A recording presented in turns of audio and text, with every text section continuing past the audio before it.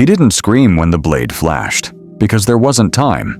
And in that suspended second, what hit him harder than fear was the sudden understanding that the sentence he had repeated for weeks, "The Philippines is safe everywhere," had just collapsed.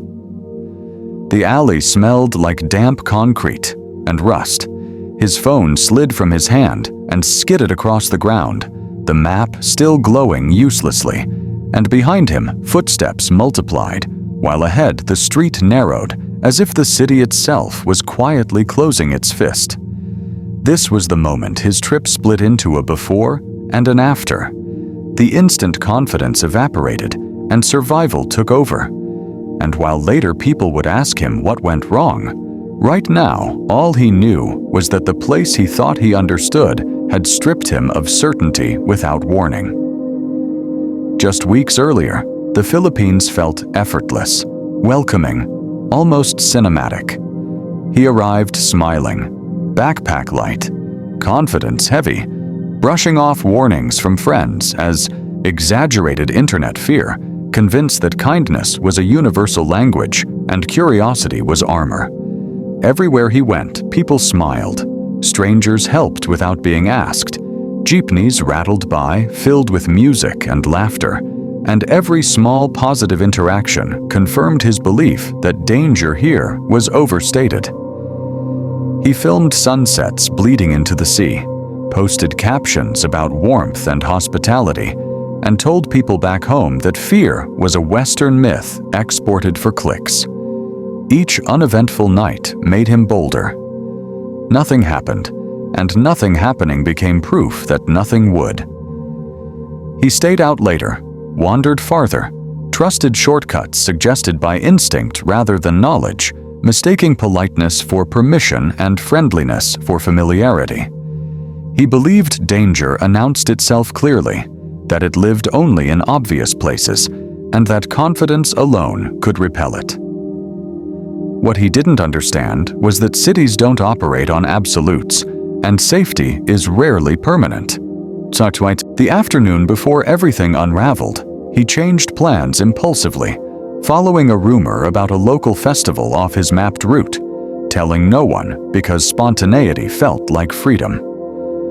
The sun softened, crowds thickened, then thinned, music faded into echoes, and still nothing happened.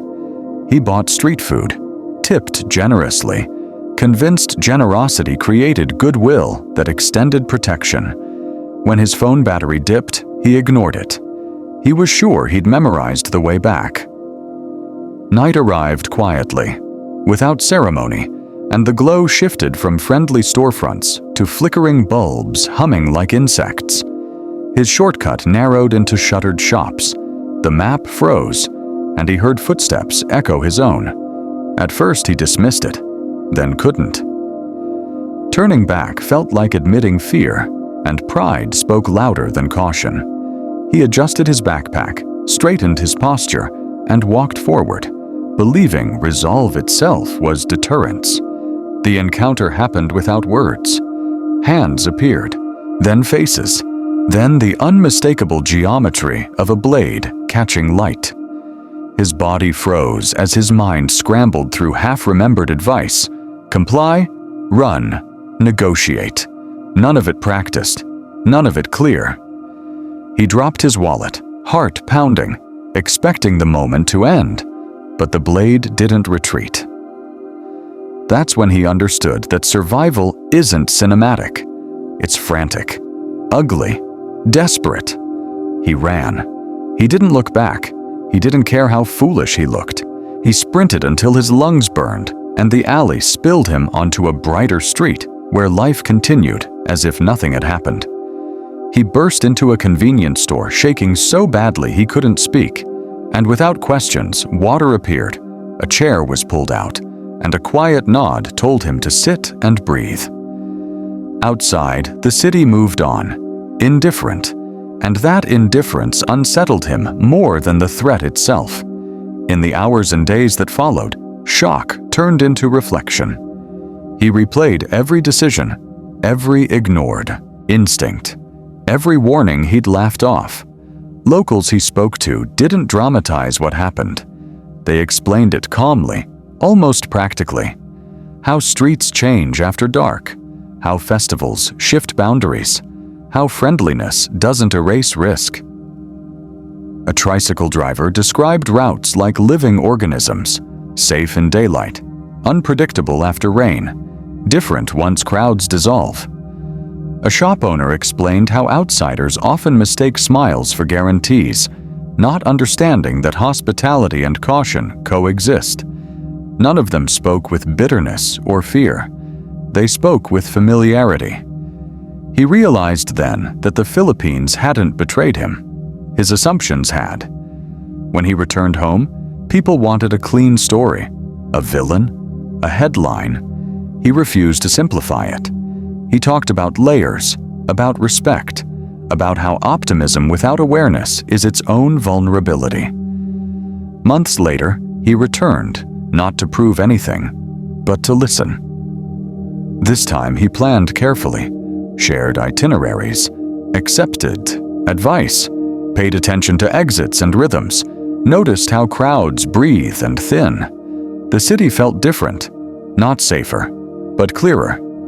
He visited the same district in daylight and found it ordinary, alive, gentle. Children played. Vendors joked. The alley held no memory of him. Places don't remember us. We remember them. In conversations recorded for this documentary, locals laughed softly at the phrase, "safe everywhere." It was a beginner's sentence, they said, like believing the ocean is calm because the shore is. Experts framed it simply. Travel amplifies who you already are. Confidence becomes overconfidence. Curiosity becomes intrusion. Respect becomes protection. This story isn't about a bad place or a bad night. It's about a comforting myth dying. Safety isn't a destination. It's a daily practice. Places aren't promises. They're conversations. He thought the Philippines was safe everywhere. He was wrong, and better for learning it. And if this is your first time watching our videos, make sure to subscribe for more real-world documentary stories that go beyond headlines and turn hard lessons into lasting insight.